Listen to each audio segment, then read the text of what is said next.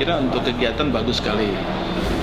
Jadi bagaimanapun juga harus ada pihak yang memonitor berbagai program kebijakan yang dilaksanakan oleh pemerintah yang sekarang. Karena dengan adanya monitoring, evaluasi terhadap penyusunan program, implementasi, akan ada pihak yang mengingatkan pemerintah apabila ada penyimpangan terhadap apa yang sudah dicita-citakan dulu. Memang harus ada tolok ukur objektif, misalnya apa yang dulu diperjuangkan oleh pemerintah, misalnya nawacita atau yang lain ya, revolusi mental. Nah, sejauh mana hal itu sudah terserap di dalam program kerja, masih belum fokus dan menjadikan beberapa permasalahan hukum yang dampaknya sangat besar sebagai suatu program aksi bersama dari berbagai kementerian agar supaya memberikan dampak persoalan, dampak penyelesaian yang lebih sistemik. Undang mereka duduk bersama, mana yang menjadi prioritas pemerintah dan bagi peran, bagi pekerjaan, sehingga ini menjadi program kita bersama.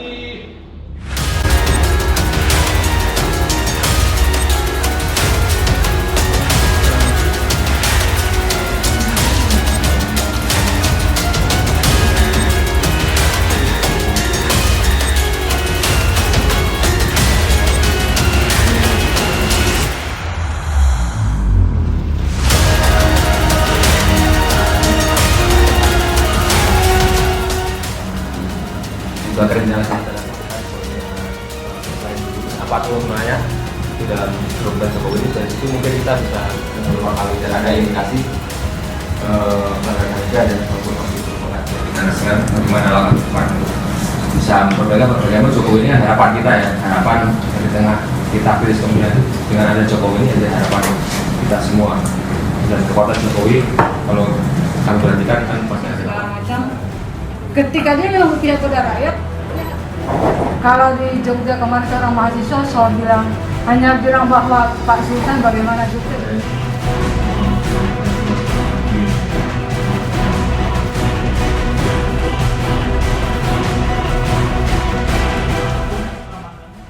Jadi kenapa hal ini bisa harus dilakukan oleh Kementerian Koordinator? Ujung tombak untuk menyelesaikan ketika itu ada persoalan permasalahan. Tapi akar permasalahan tidak ada kenaikan listrik. Yang pertama, memang kita ingin memberikan masukan pada Presiden Jokowi terkait tentang kinerja kabinet kerjanya. Persoalan yang muncul di sekitar kita, di sekitar masyarakat ini adalah persoalan hukum, politik, dan hak asasi manusia. Nah, kita akan memberikan masukan. Nah, masukan ini di samping dari organisasi atau lembaga negara seperti Komnas, LPSK, kemudian Kontras dan lain sebagainya, juga dari beberapa tokoh masyarakat yang hadir.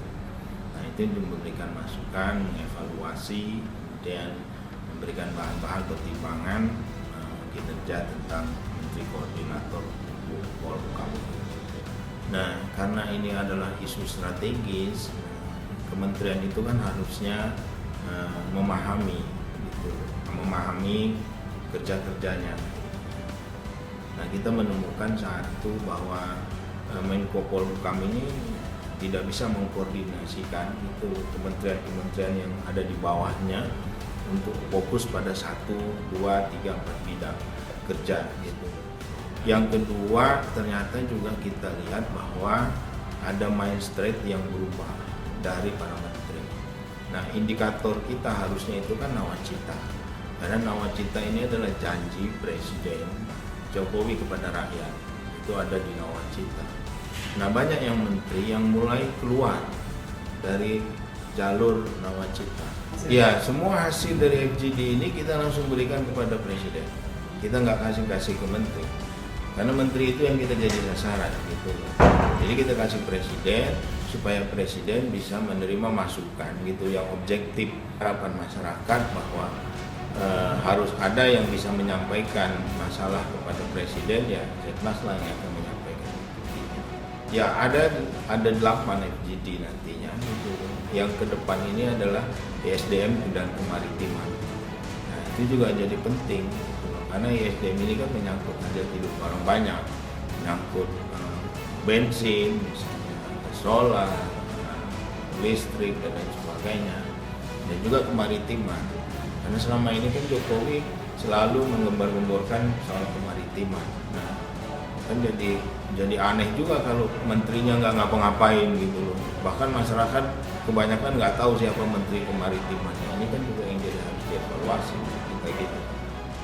Kita juga harus memulai untuk membuka diri. Jadi Seknas ini kan identik sebagai pendukung beratnya Jokowi gitu.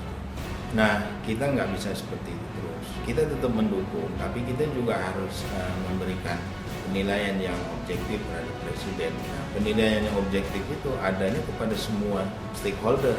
Sampai ke siapa? Ada kita menteri yang nggak pernah tahu, menteri pariwisata, tokoh itu. Ada menteri